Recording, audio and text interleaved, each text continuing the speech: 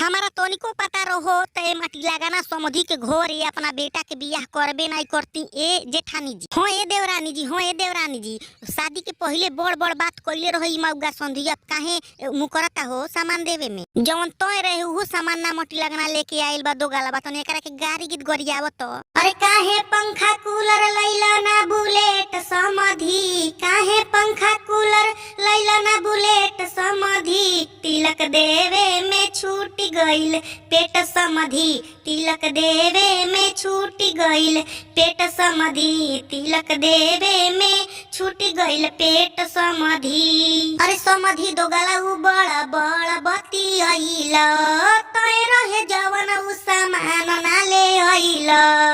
कैसे भूल गइल चांदी के प्लेट समधि, कैसे भूल गइल चांदी के प्लेट समधि, तिलक देवे में छूट गइल पेट समधि, तिलक देवे में छूट गइल पेट समधि। अरे फिरिए में बर पाई गइल सारा कारी, मन कर देई तोहे काटल काटल गारी, हमरा शौक भइले आइला जब तू लेट समधि, हमरा शौक भइले आइला जब तू लेट समधि, तिलक देवे में छूट गइल पेट समधि, तिलक देवे में छूट गइल पेट समधि। अरे कहला सामान देहब शादी के बाद हो,